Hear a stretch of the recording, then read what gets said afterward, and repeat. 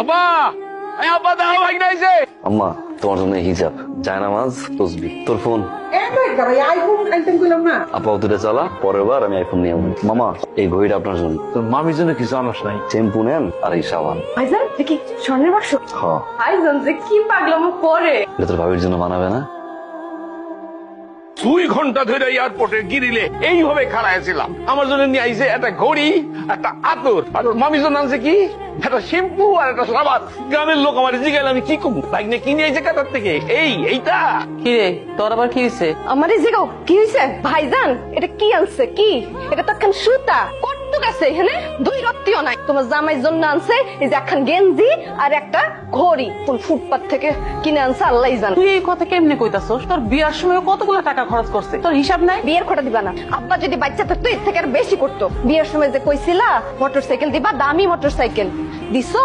শ্বশুর আছে, শাশুড়ি আছে, ননদ আছে, দেবর আছে। যখন জিগাইবো তোমার ভাই কাতার থেকে কি আনছে, কি কমু আম্মা? কাতার থেকে কাতল মাছ আনছে, এটা কমু? আম্মা আপা চলেন না, খাবার দিছি, আসেন সবাই মিলে খাবো। তোমার মনে অনেক শোক, তুমি যাও খাইয়া নাও। গরম গরম খাবার সবাই মিলে খাবো না? আসেন না। একটা হার আনছে আমার পোলায়, তুমি তো একটু কইরা আমার সামনে আইসা কইতে পারতা যে এই যে আপনার পোলায় আমারে হার দিছে, দেখেন তো আমারে কেমন লাগতেছে। কইলে কি আমরা কি নিয়ে নিতাম তোমার হার? না মা, আমি তো ওই হারটা নিয়ে ভাবে যাও তো যাও, আমরা করলাম না, পরে খেয়ালো মুখ। যাও তুমি ভাইজানের সেবা করো গিয়ে। ভাইজান চা। আজকে বাড়ির মনে হয় বিয়া না? মনে হয় আমি আজকে চলে যাবো, অনেকদিন তো থাকলাম। তুই বললি 1 মাস থাকবি। চাইছিলাম তো মাসখানেক থাকতে। এই যে আপনাদের জামাই মাইলের পর মাইল হাইটটা, তারপরে জমিতে এখন যাওয়ার লাগে। আইসা যদি বাড়িতে আমার না পায় তাহলে আর আমি থেকে লাভ কি? কোন আর মোটর সাইকেলও তো একটা দেওয়ার কথা ছিল, সেটা তো দেওয়া হইলো না। যাওয়ার দরকার নাই, রাকিব আসতে বল, দেখি আমি ব্যবস্থা করতে পারি কিনা। ভাইজান আমার একটা পছন্দ আছে, ওইটার দাম হলো 3.5 লাখ টাকা। লাখ 2 দিলে কি হবে? ভাইজান তার তো 3.5 লাখ টাকার বাইক পছন্দ, এমনিতেই তো 1 লাখ টাকা ভরতে হইব। তার মধ্যে যদি আপনি 50,000 টাকা কম দেন তাহলে তো। বুঝছি, সমস্যা নেই, আমি আড়াই লাখে দিচ্ছি।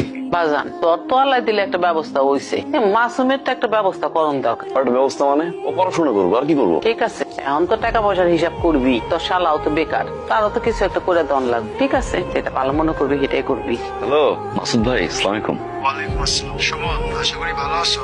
আগামী 3 দিনের মধ্যে তোমাকে কোম্পানিতে জয়েন করতে হবে। 3 দিনের মধ্যে না আসলে তোমার চাকরি নিয়ে টানাটানি বেঁধে যাবে। ভাই অনেক খুশি, কিন্তু 1,40,000-এর নিচে কোনো টিকিট পেতেছি না। বাড়ির পিছে তো মোটামুটি কম টাকা যায় না, মাসুমের দোকানের পিছনে অনেকগুলো টাকা যায়। মিতুর জামাইরে বাইকের জন্য 2.5 লাখ টাকা দিলাম।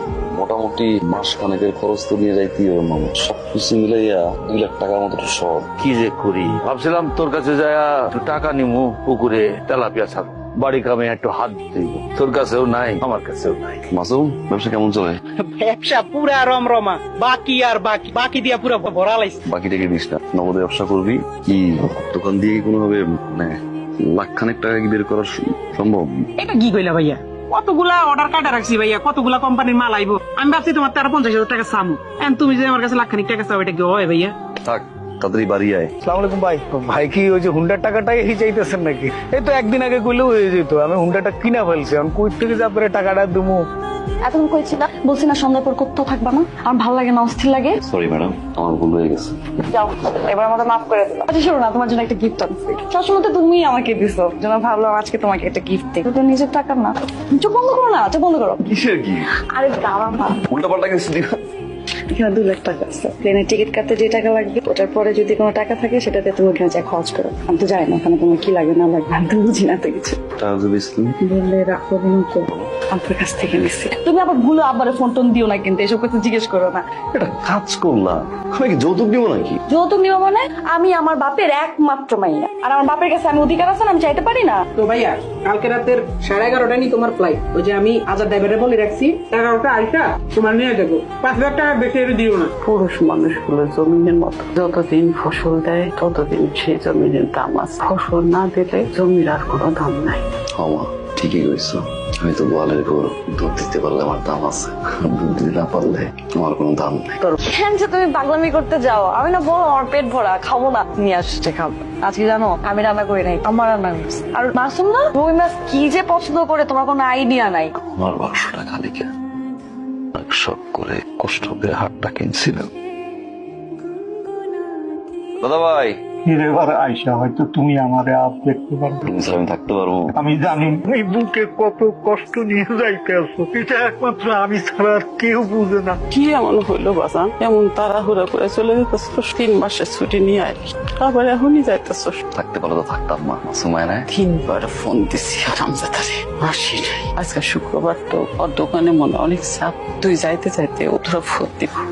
খালি একটাই চাও, আমার সবাই মিলেমিশে থাকো, সুখে থাক। ডাবল শিফটের কাজ না, 18 ঘন্টা 19 ঘন্টা কাজ, ঘুমানোর সময় পাই না, শরীর ব্যথা, গা ব্যথা। একজন প্রবাসী সে যে কত কষ্ট করে, কত স্যাক্রিফাইস করে তার পরিবারের জন্য, তো সে জানে। তোমাদের যার যা লাগে, জানি না কবে আবার আসি, সবার সব চাহিদা পূরণ করো।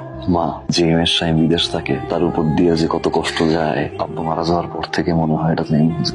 পার্থক্য শুধু একটাই, ও ভিডিও কলে কথা বলতে পারে, তুমি পারো না। যদি পারো, আমার ভালোবাসার হাতটা পূরণ করো। যাই মা, ফ্লাইটের সময় হয়ে গেছে।